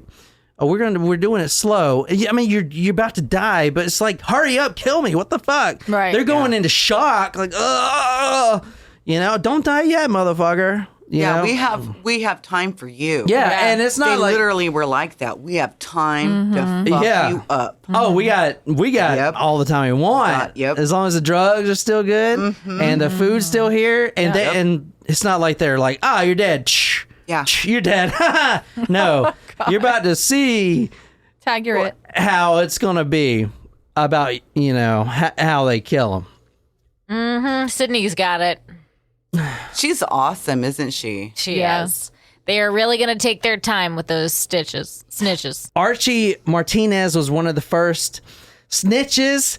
Quote, they handcuffed his arms and legs, spread eagle to the bars that lined the wall of the guard station in front of the cell block. For they were going to make this a public execution and begin their rite of torture. His screams could be heard not only on the north side, but also far into the main corridor that ran through the penitentiary. They can actually hear the screams from outside, as you'll hear. The National Guard, can you imagine? They actually brought a medic team in, which is kind of interesting. The National Guard, I say, do you think a bunch of soldiers with guns? Yes, but it was mainly medics, the medic squad. Yeah. And they were helping a lot of the inmates, which is kind of cool, and some of them were just inhaled so much fucking smoke, they were pretty much dead anyway. Right. A lot of them had to get airlifted, honestly. Anyway, they beat him unconscious with pipes. And then they got this Epsom salt. I believe that's what it's called, Epsom salt or smelling salt. They got that, would beat him unconscious, wake his ass up, beat him unconscious, wake his ass up, and they kept on doing this. And then they got more creative, if you want to read this. Taking a straight razor, they slit the skin over both eyelids and gouged out his eyeballs so they hung down on his cheeks. Oh, no. The eyeballs fell to the floor, and one of the squad picked them up. "Hey, Arch, I got your eyeballs to remember you by," he taunted, running the bottle of salt under his victim's nose. So the guy, he's still alive. As he came to... No. Oh, God. As his eyeballs fell out. Oh, God. He can't see shit. The guy, the execution squad guy, is like holding him back at him. "I got your eyeballs, Archie." The snitch. "Wake up, here's some salt." So he wakes up. He's got 2 holes in his head where his eyes used to be. He's like, I can't see shit. What's going on? It reminds me of Shrek when he has the martini, like the olives. Full of eye bars. Yeah. That's These guys cute. are fucking sadistic, bro. Holy This shit. is a brutal. Yeah, brutal. Brutal. As he came to, he pleaded with them to kill him and let him die, but they laughed. They laughed. You fucking kidding me, bro? You put me in here. "No, Arch, we got more in store for you." They brought the razor down on his penis and sliced it off. Oh, no. Okay, I'm not sure which one of these guys. You can't even really tell these guys apart, but this is one of the. Oh. This is how. This is if you're a snitch, Jen. You don't fucking snitch. Stitches get stitches. You need to tattoo this on yourself so you remember not to snitch. His face? It's completely battered, dude. Yeah. I mean, holy shit. Sydney's like, yeah, more of that. All right, another one. We're getting through these snitches right now. His face looks like they made clown makeup on him. Another snitch. So this was right down the line. They're all kind of lined up. Cell block to cell block. We might as well just go down the line. Like a firing squad. Go down the line here. And they're glad they found those blowtorches. Go down the line. They got one of them, hung him up from the railing, and, well, you can read what happened. Now they turned the... What's that? Acetylene? Acetylene torch. So just say torch. Now they turned the acetylene torch on him, slowly burning each parts of his body, first his chest, then his stomach, his face, hands, legs, and what was left of his genitals. Ooh. This guy was burned so bad he was completely unrecognizable. Wow. They actually never identified him. It was like when you burn, a bacon too bad. It's just like you can't even eat it. It's just so. It's just black. Right. You can't even identify that. A lot of the prisoners were actually killed. They would take. You saw the mattresses out in the hall. They would take these mattresses, and they would throw them instead of burning through the bars. They would throw the mattress inside his own cell, and he would be cremated alive in his own cell. So if you want to read this. Some were killed the easy way, cremated to death by gasoline or paint thinner, thrown into their cells along with a lit match or the flames of the torch. Others paid the hard way. One man was held down, convulsing, as his executioners hammered a metal rod through his head. When they stopped, the man was dead. Blood soaked his face and the hands and clothes of his killers, and the rod stuck out of the other side of his skull. Yeah. Fucking crazy, man. I mean, the bar just... Oh my God. Can you imagine? Wow. Basically, that's holding it. Oh, I'm so sorry. There you go. This is one of the guys. Right. Holy Yeah. shit. That's brutal. Oh yeah, man. He's almost unrecognizable in his face. Whose face is that? Right. Oh. This is fucked right here. This guy named Juan Sanchez, a snitch, man. Why you gotta be snitching, dude? They actually noticed when this first happened, one of the first demands was they wanted a bunch of gas masks. And they were like, why do you guys want gas masks? It's because they found a bunch of tear gas. I mean, Oh my God. So, and these prisoners they're very MacGyverish. They could use anything as a weapon.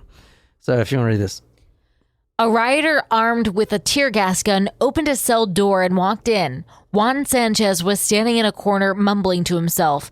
The light let in by the open door blinded him, unaccustomed as he was to do anything but days of darkness in the hole. So he didn't see the man come up to him and fire the tear gas canister in his face. Maybe he didn't even feel his head explode. Maybe Juan Sanchez died peacefully with the help of his delusional angels. Doubt it. Those tear gas canisters, they basically come out of a grenade launcher. We would shoot them. They're coming out at an insanely fast rate of speed, like a grenade launcher, very fast. So, and being so big, girthy, if you will, the canister directly on your face. I mean, and then it explodes as soon as it hits your face. That's why he said his head exploded, and that's 100% what happened. There's no doubt about it. I can't imagine being shot with a fucking canister. No, thank you. All right, here's another one. We're pulling a lot of this from the book because, I mean, I can't say it better than this guy can. But one of the big snitches was Paulina Paul. Paulina Paul was a paranoid schizophrenic. He had the mental age of a 12-year-old, and he was in Cellblock 4. He was actually decapitated with a shovel. That was his last whatever. His last sight, I guess, is seeing the shovel come down. And I'm going to read this quote: when a group of them found Paulina Paul's decapitated head, they stuck it on top of a broomstick and paraded around the prison with it in a primitive rite of victory. Fucking Wow. Nuts, man. I know there's a lot for you to read, Nicole. I'm sorry. No, it's okay. I'm taking it from Jen, so... Now Paulina Paul was to experience a death that matched the insanity of his 36 years. At his cell door As his cell door was open, Bear ran inside and plunged a butcher knife into Paulina's stomach. It wasn't a fatal puncture, however. Paulina staggered out onto the tier, howling in pain and clutching the wound. While the other 4 held the squirming black man down, the biker first hacked, then sawed through his neck, tenaciously severing the skin bone and muscle until Paulina Paul was dead and his head rolled off his body. Oh my goodness. He had the distinction of being the only black killed in the riot. His head rolled off his body. That's a roll. Jeez. What the fuck? That reminds me of I've been reading that Headless Horseman. It kind of reminds me of that. Legend of Sleepy Hollow? Yeah. Ichabod. But yeah. Fucking crazy, man. Crazy shit. What do you think, D? You need to move away from goddamn New Mexico, bro. I think I'm coming very close to South Carolina with the family. Right? I'm a little bit safer here. Well, Well, I mean, at least you're not gonna get your fucking eyeballs torched in. Not yet. Not yet. What the fuck? It also tells you how tough New Mexicans are to come through this and Yeah. say You're fucking we still have depraved as pride. shit. We have pride. Right in here's where we spent our last day before we were released inside of Cellblock 6 in here. And this is where the real terror really came in. That's when individuals walked in here and said to us, you want to see how serious the situation this has come down? This individual came up in front of us and was literally holding a human head. And it is quite traumatizing to speak about this still, but he put this head right in front of each one of us, and they told us to choose which one of us would be next. This decapitation. I didn't realize what it was, and I said, my God, to Edwards, could that be something from the kitchen? He says, no. He about went into shock. It was a human head. It was a black man's head. Later That's on, him right there, Paulina Paul. A young kid. Young. yeah, he looks like a child. They were bringing the head around. Which one's gonna be next? Jen, please. Get her next. Please. Not me. Jen the Nicole. Ladies first, come on. Fuck. And hopefully the National Guard will break in and save me, motherfucker. Is that prison no longer is that building empty or Yes. demolished at this point? It is no longer being used. That's correct. It's being Don't used blame for, them after that. being but, used for fucking ghost tours, probably. yeah. It was at one time being used for tours. Yes. Wow. Because, yeah. Oh, I love New Mexico. I'm never fucking coming to New Mexico, bro. Me neither. Fucking Motherfuckers out there, you can't trust them, huh? dude, like I don't think we've done many New Mexico stories, but both of these we are have. fucked, yo. Like what the fuck? It's like doing Japanese stories. They're all just like, what the fuck? Except this is happening in our country. It's like what in our country. Like in Japan, it's like, why do you have to taste the meat? Why do you have to put that flesh in your mouth? You don't have to. Like what the fuck? And these, literally, can you imagine somebody holding somebody's head in front of you and saying, are you next? Right? Look at this guy. Oi. Oh my god, this guy is fucked. Oh my God, that's awful. Look at this guy, Sydney. Oh, man. That's awful. Christ. That's really sad. Jesus, he's a snitch. Oh, I know. I know, but god Yeah. damn, man. Fuck, god damn. I ain't snitching on anybody, man. Fuck that. I mean, look at that guy, dude. It's almost like he's smiling. It's kind of really weird. It's a very eerie picture It is. that I'm going to make Jen's background on her computer. So I'll put these on talkmore.com. This one's kind of fucked.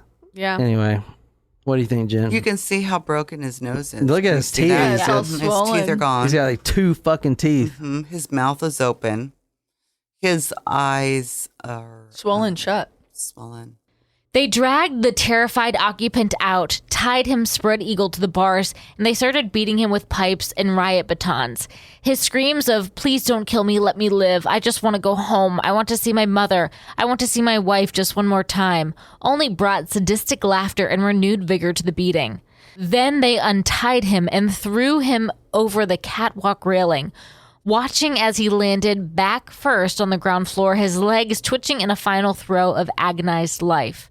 At the same time, 3 men on the floor above had bashed an inmate's head against the wall, slipped a rope around his neck, and hung him from the railing, where his corpse dangled. There was a lot of dangling corpses. Here's a we're almost done. Sydney says, "Don't snitch." Fuck yeah, Sydney. You know what? If we're in prison, Sydney, we'd have each other's back. Right. Yeah, we'd have each other. And but also more importantly, Sydney says, just be good. Right. Just be good. Yeah. It'll suck, but you make your bed. That's not the lesson that I got from Sydney. Be good, y'all. That's not the Be lesson. good. Me and Sydney, we got it. We're going to go to Cellblock 4 because Jen and Nicole's down there have been snitching on us. That's why we're in prison to begin with. Potentially. Why would I be a snitch? Look at this guy. God damn, look at that blood. He's unrecognizable. Oh, no. That's an unrecognizable face, and even his hands are unrecognizable. I know. When one of the executioners stood in front of his cell soon after their entry, taunting him with the threats of death and mutilation, Perrin stood mute and glassy-eyed behind his bed, leaning his full 300 pounds against it to keep the legs jamming the door. 1 second. So James Perrin, 34 years old, the execution squad saved him for last. He was actually not the last down the corridor. They actually kept passing him. And he actually asked one of them, what are you going to do to me? Oh, just you wait. You're last. That's Jesus. He was considered God. a quote, quote, short eyes, end quote, which means a baby raper.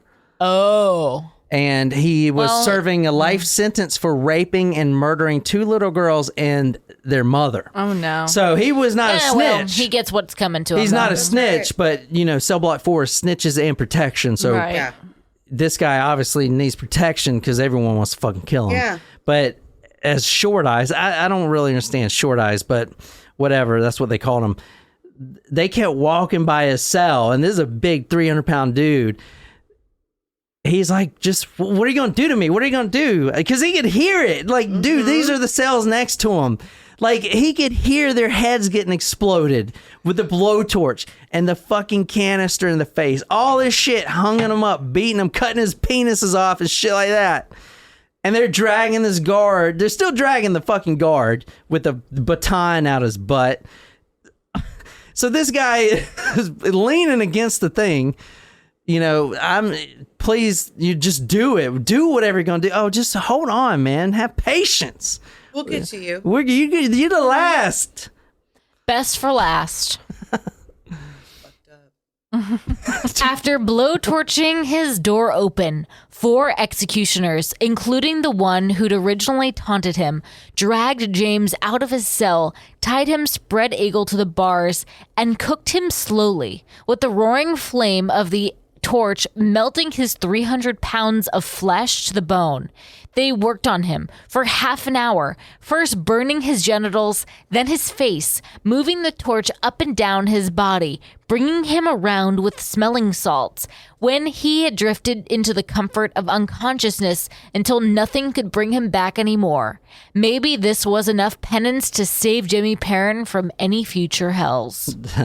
Maybe. Yeah, damn. What do you guys think? Damn. And this is interesting. This is the last thing I want to show you for this case. This is right after it. After all the shit I showed you, this is what the day room looked like right here. You see, it's God bless Wow. this room. Amen. Forgive us. And forgive us. Wow. Damn. That dude, they really want They really think they're gonna get forgiveness for that one? I mean, no one was convicted at all. 34 people were dead, and most of them couldn't even.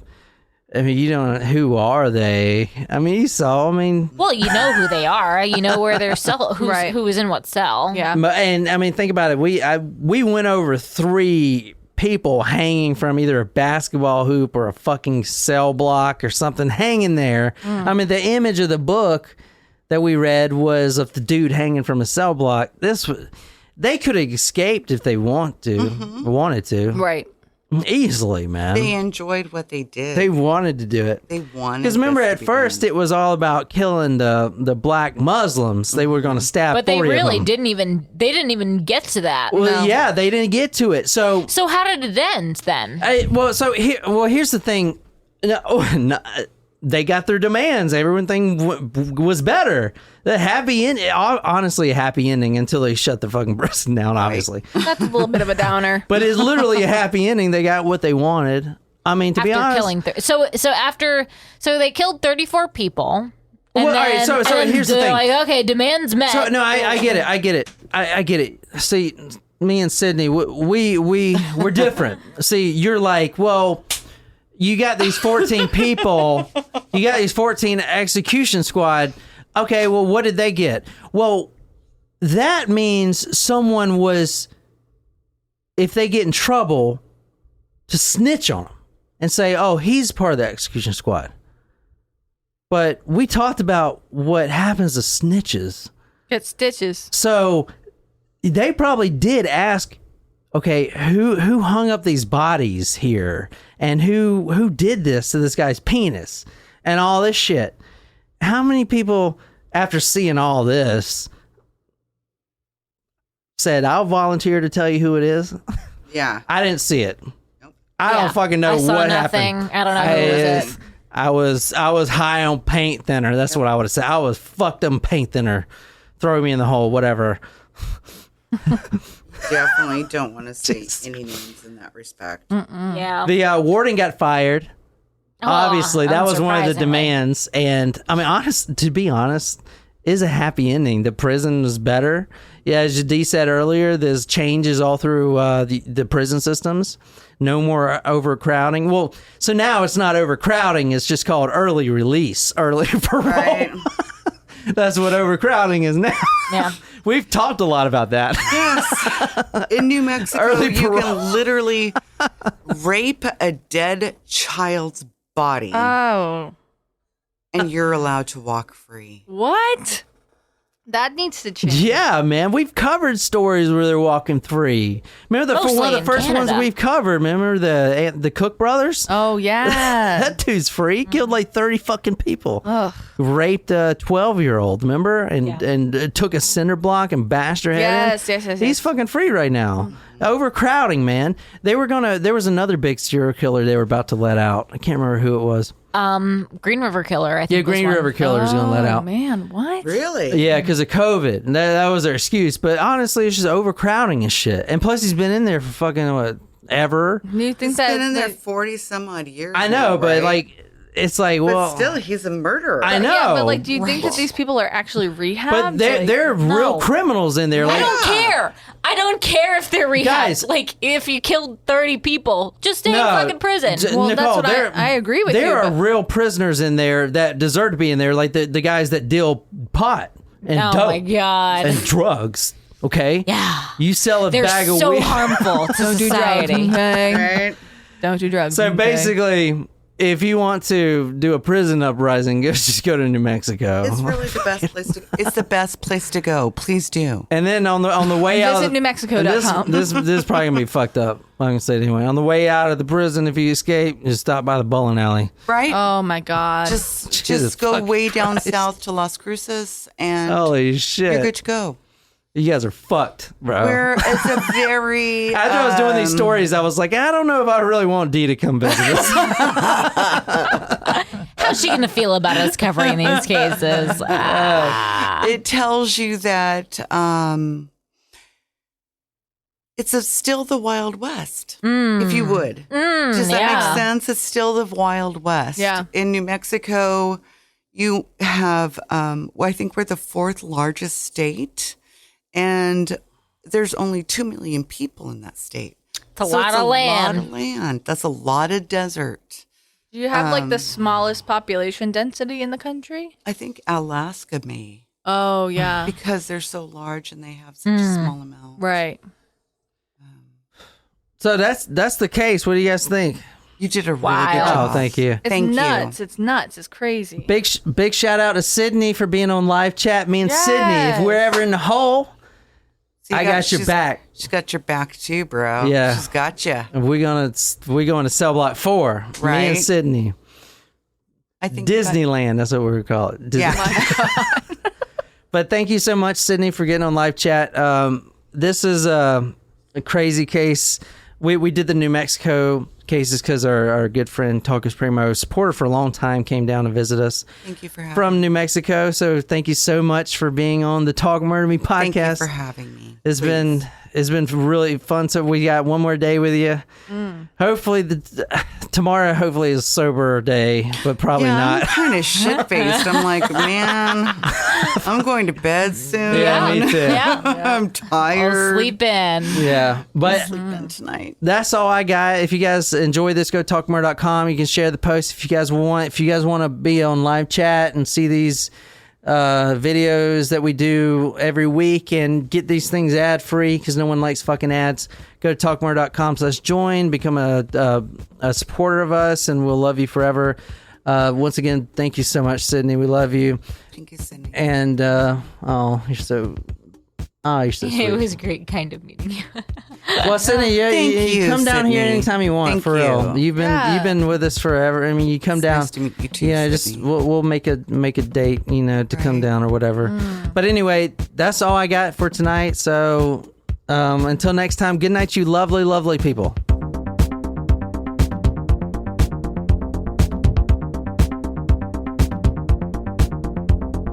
Fuck your butt.